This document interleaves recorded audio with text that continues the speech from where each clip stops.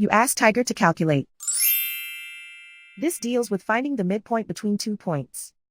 The midpoint between the 2 points is negative 77.5, 7.5. Let's solve it step by step. Plot the 2 points and calculate the midpoint using the formula. The coordinates of point 1 are, x1 equals negative 73, y1 equals negative 32.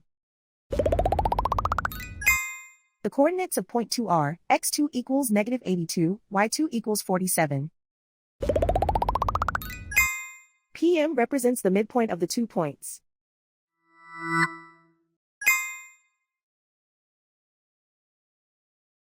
Use the x values in the midpoint formula to find the midpoints x. x1 equals negative 73. x2 equals negative 82. Simplify the arithmetic.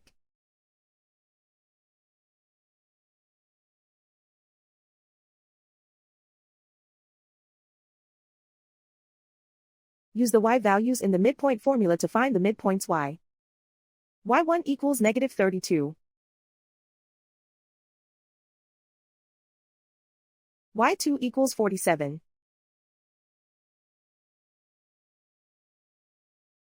Simplify the arithmetic.